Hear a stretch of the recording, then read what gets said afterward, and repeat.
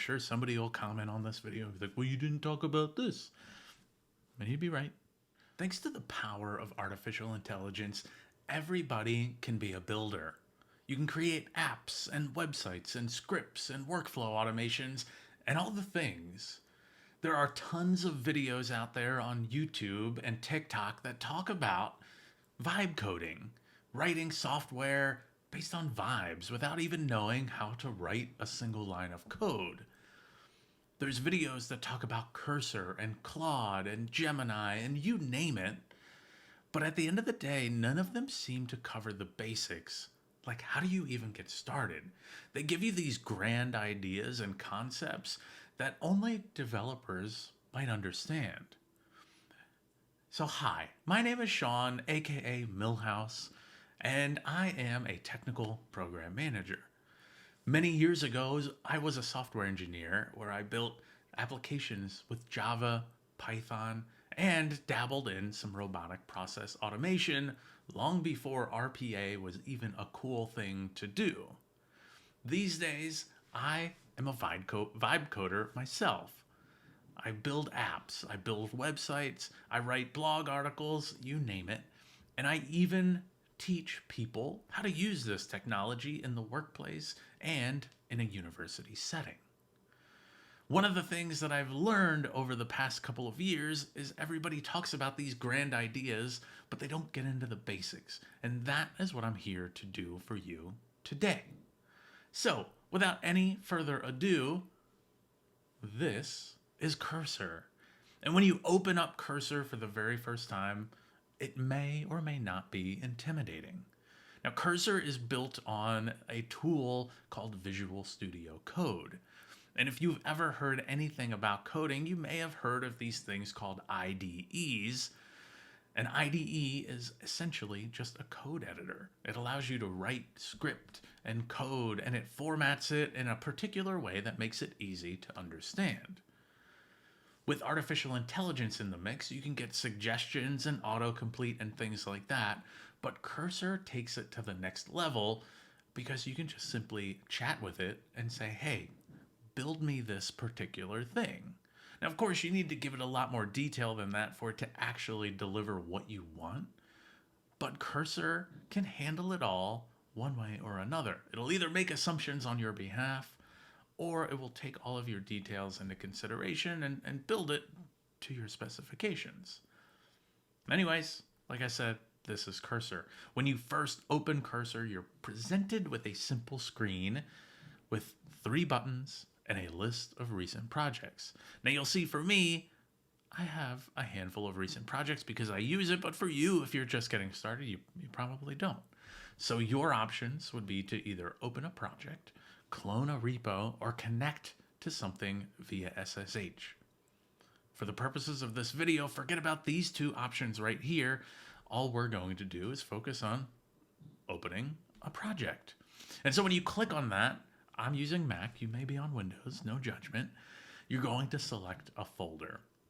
Now the way I do this, just so you know, is I keep everything in my home directory in a folder called Development. And I have pinned that development folder to my favorites in Finder. It makes it easy for me to find it and allows me to create new folders whenever I need to. So for the purposes of this video, we're going to go ahead and create a new folder within development, and we'll just call it YouTube Video Demo Create. And we'll just click open. And now we have a clean slate in Cursor. Now to orient you here, Cursor is an agentic developer. You can call it that. You can call it whatever you want. But anyways, there's a way that you can actually chat with agents, chat with models to build what you want to build. So over here on the right-hand side, and your layout may vary because Cursor likes to move things around, but at some point, someplace on your video screen, on your window, you will see a tab that likely says New Agent with a blinking cursor, a blank slate for you to build whatever your heart desires. Now, if you don't see this window, you will also see this like toggle agents button up in one of the corners here. For me, it's up in the right-hand corner, and it looks like a little chat bubble. So if we toggle that off, the window goes away. If we toggle it back on, it comes back. Easy peasy. Now you can chat with your cursor agents just like you would with any other AI model. Maybe you want to chat with ChatGPT. Maybe you want to chat with Gemini. You can do that right here. You can ask questions. You can do whatever you want. I probably wouldn't advise that because Cursor has so much power. But hey, it's a thing you could do. I won't tell you what to do. Below the chat window here, you'll see a drop-down menu. This is kind of what I'm talking about. So the default mode is agent. Agent allows it to do anything. You can plan, search, build, whatever. Cool. It's like the jack of all trades. If you just want to plan, you can toggle to plan, debug, you're going to troubleshoot, whatever. If you just want to ask questions, just ask questions. Just choose that button, and that's all it's going to do. It's not going to make any code changes. You name it. So, for instance, if you wanted to download a open source application from GitHub, for instance, and you don't want to make any changes, you just want to understand how it works, so you just toggle to ask, and all it's going to do is look at things for you. Anyways, I always leave mine on agent. It's multi-purpose. It does everything I need to. If I just want to ask a question, I can do that. It won't make changes.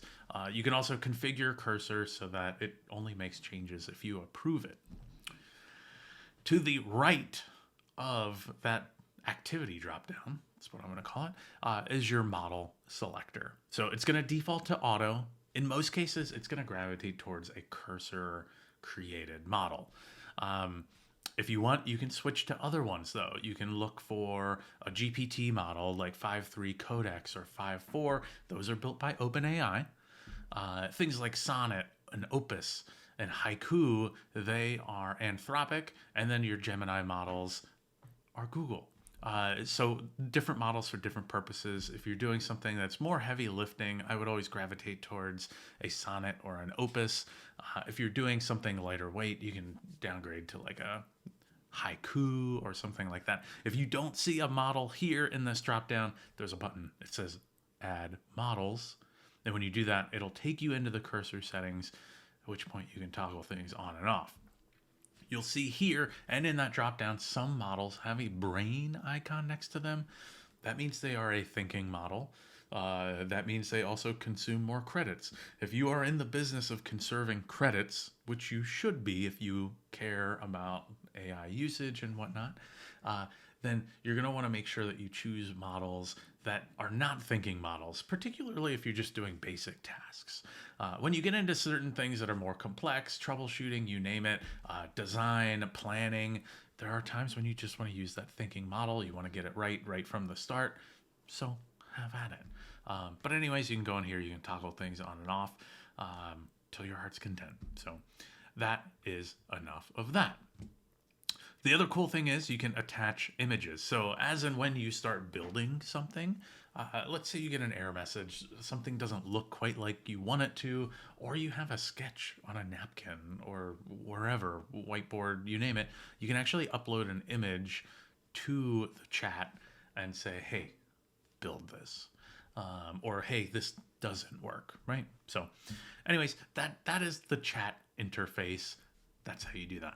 If we jump across the window to the left-hand side, again, could be the right side. On my work computer, everything is opposite. So the chat is on the left, the directory is on the right. On my personal computer, which is where I'm at right now, the chat is on the right, directory is on the left. Anyways, directory, file explorer, whatever you want to call it, in this case is on the left. It's almost like you're in a file explorer. I think that's the best way to put it. So as you create files, or as Cursor creates files and folders for you, those will show up here and you can navigate through them accordingly, and you can review code changes, or you can just fly blind and hope for the best. When it comes time to actually build something, what you can do is now just send a message. Build me a simple task management app that allows me to drag and drop sticky notes. Well, we'll call them digital sticky notes between the columns to do, doing, and done. It should be elegant, easy to use, and responsive. Now listen, this prompt is easy. It's just a task management app, like a Kanban board or something that you would use to track progress of work items. It's a great place to start for somebody who's new to building products. One thing that all of those other videos don't tell you about when you're getting started with vibe coding are all the things you need to know behind the scenes. Like, what if I want to build this with Python?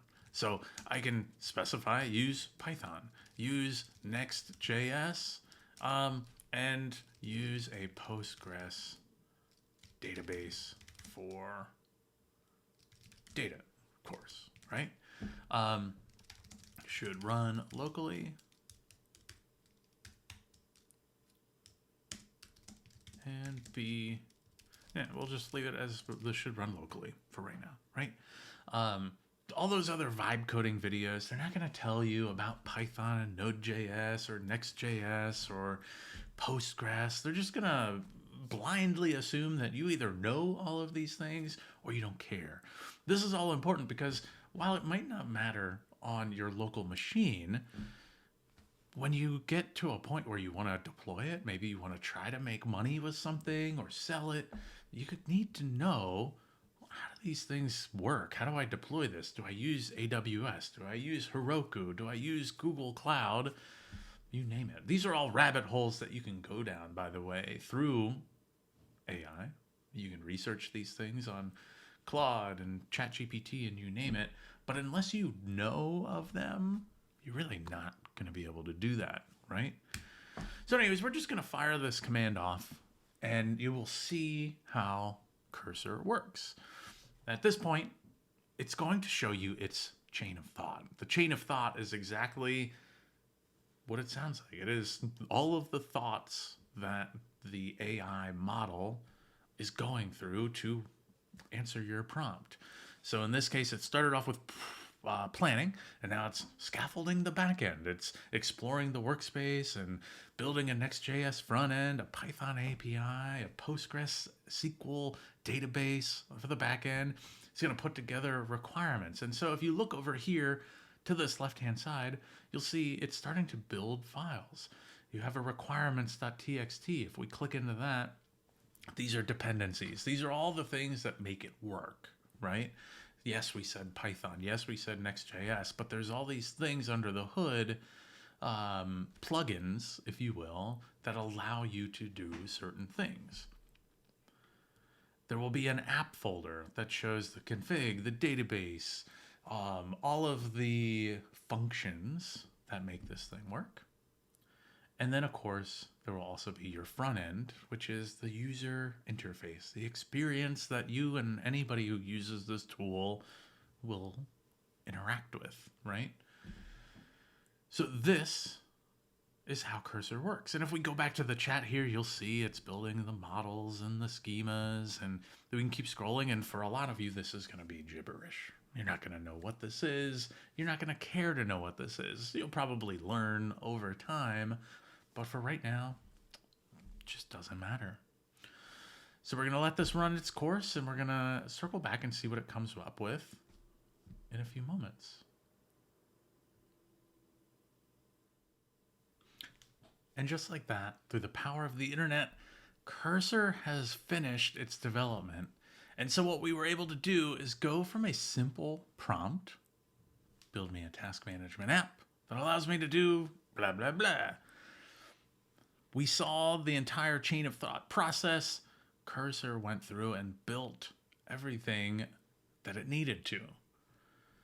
By the time it finished, it said, okay, I'm done. You can go ahead and run the application. Here's what you have: Postgres SQL, Python API, and a Next.js UI.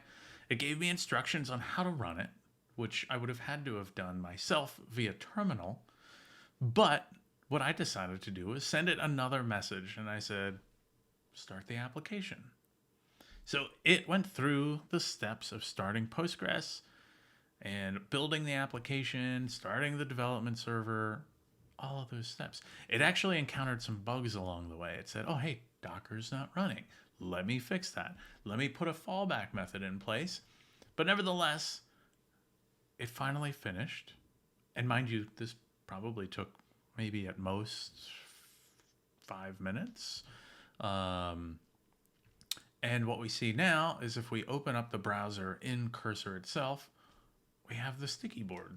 Now, I haven't tested this yet, so let's just say record YouTube video. I'm just going to add the note. And there you go. It shows up.